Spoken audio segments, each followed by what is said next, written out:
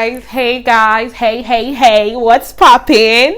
Welcome back to our channel. I'm super excited that you turned up today. You showed up.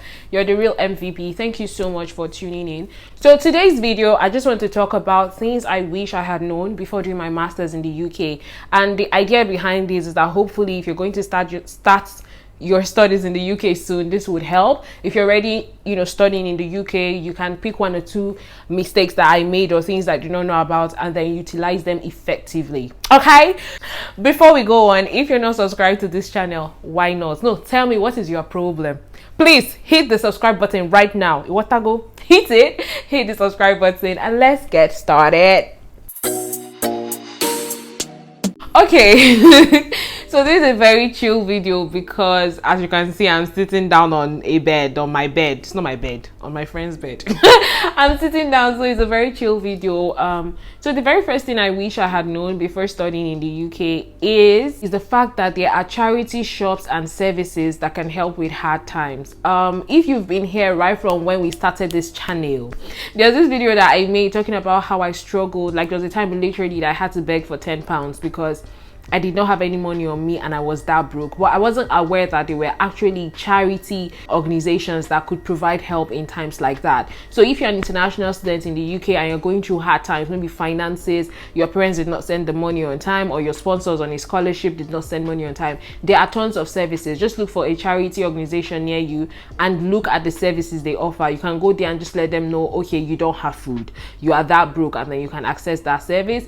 As well, there's also what is known as hardship allowance. It may have a different name in your university. Just ensure you ask about it, because the funny thing is these services are not really put out there for you to just know. These are things you have to ask in order to know about. So there are also services like that, like a hardship allowance, that could help you in times when you don't have money. And even this year, because of COVID-19, there's even a COVID-19 hazard allowance. So these are like services that are available to help. So I wish I had known that. I wouldn't have gone about begging for £10. So if you've not seen that video, I'll link it up here. You can check it out after you watch this. The second thing I wish I had known before studying in the UK is that there is such a thing as job application timelines. Before going to the UK, I knew that in Nigeria, once you see a job opening, just apply. Usually they are recruiting for that month or for the next 2 months. But the way it works in the UK most times is, if you want to get a job next year by September, you should start applying now. Like, as soon as you get into the UK, you start applying for jobs in the UK.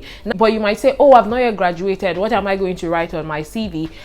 You can put that you're studying on your CV. So you can put the name of your university, the course, and then you make them know that you're still studying that. I have a detailed video on this, on how to apply for jobs or how to write a CV with no experience or with little experience. Make sure you check that out. I'm going to link it as well. So job application timelines are a major deal. You need to start applying for jobs as soon as you get into the UK.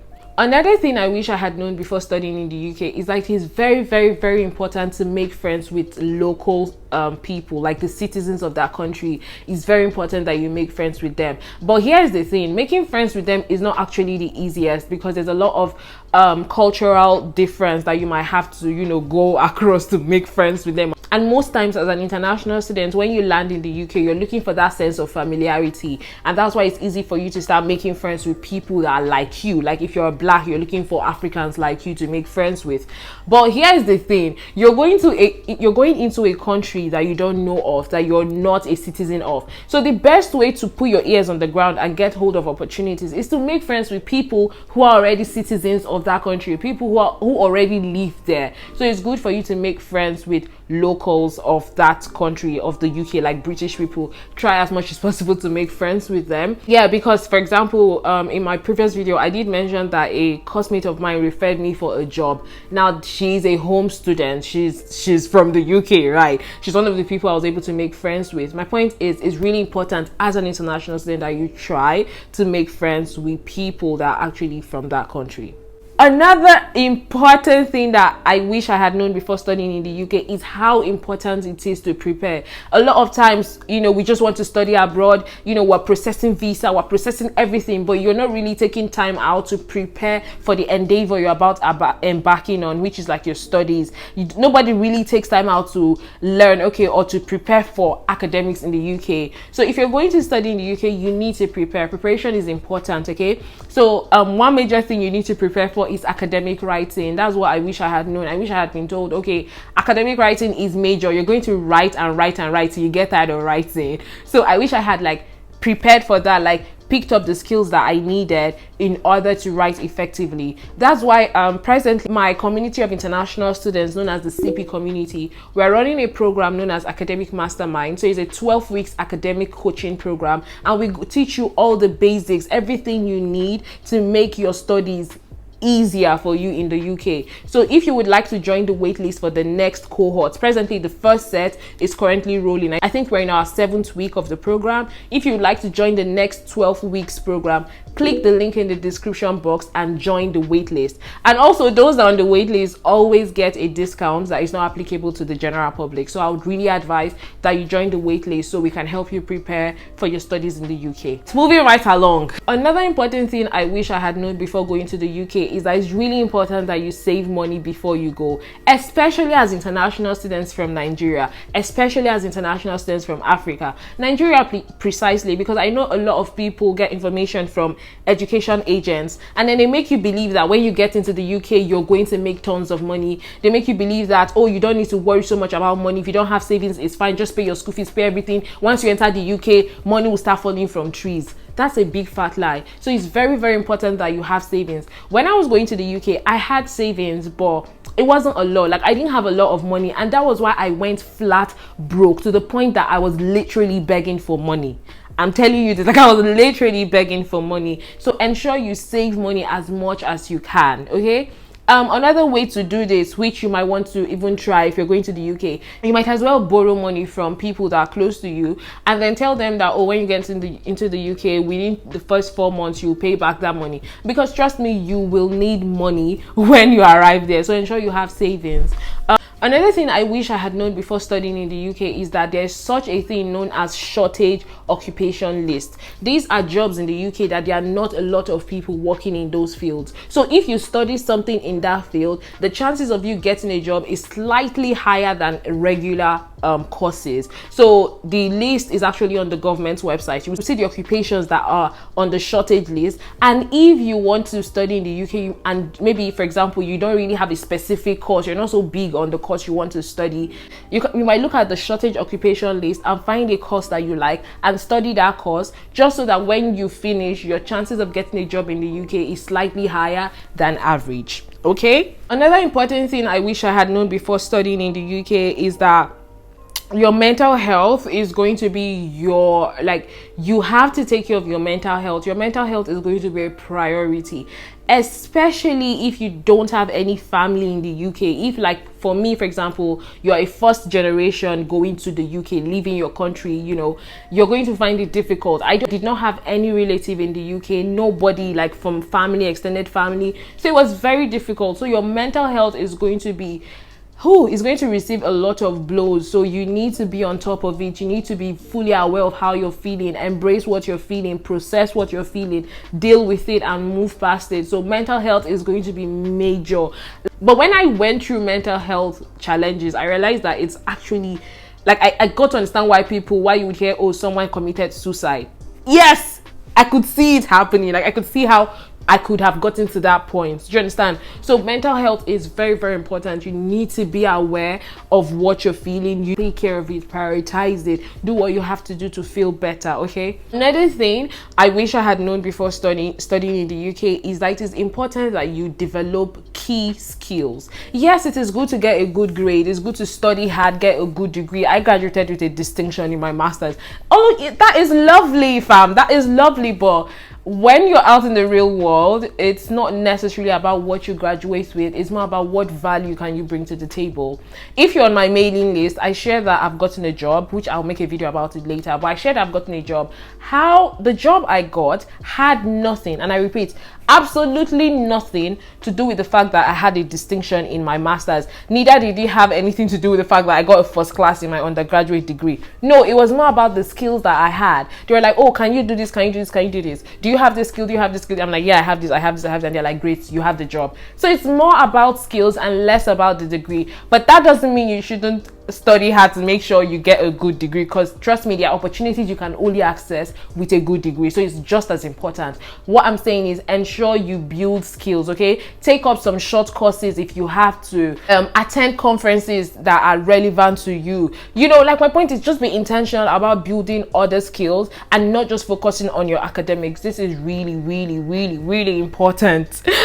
Okay, in addition to this, another thing I wish I had known before studying in the UK is that there are tons of student discounts available for you as a student. And sometimes these discounts are not obvious. They're not glaringly English. They are not glaringly obvious, okay? You have to ask. Like I've already said on most of my videos, there are student discount sites that you should sign up to, which such as Totem, Uni Days, Student Beans, all of that. But still, regardless of these discount sites, when you go into a restaurant, when you go into a shop to buy hair, whatever you're doing, always ask, is there student discount? Because most times there's student discount, but they will not tell you if you do not ask. Okay, we'll always make it a habit to ask when you're about to be like, oh, is there any student discount available? If they say yes, you're like, oh, I'm a student. You give them your ID card, and then they apply the discount for you. So there are tons of that. Make sure you take advantage of it. Another thing I wish I had known before studying in the UK, some of you are going to come for me for saying this, but I'm going to say it. I wish I had known that it doesn't snow in the UK. It doesn't snow everywhere. Like, yes, I was ignorant. Come for me. Yes, I was. Before going to the UK, I just felt like, you know how we've been sold this idea that, oh, when you're abroad, it's going to snow. You're going to have snow pictures. Fam! I was in the UK for a year plus. I did not see snow with my crocodile eyes. I did not see snow. I'm still so pissed. I don't have a snow pose. I don't have a snow picture. I know this is somewhat not as important as all the other ones I have mentioned, but this point is very important to me because I am so pissed that I don't have a snow picture. So I wish I had known that it doesn't snow everywhere in the UK. You might live in a place where you will never ever see snow, but up north, that's the north of the United Kingdom, they have snow. But I was down south, that is where we have the beaches and everything. I was down there. There was no snow. Snow did not fall. So crazy. The last thing that I wish I had known before studying in the UK is that you should take a hold of every opportunity that comes your way.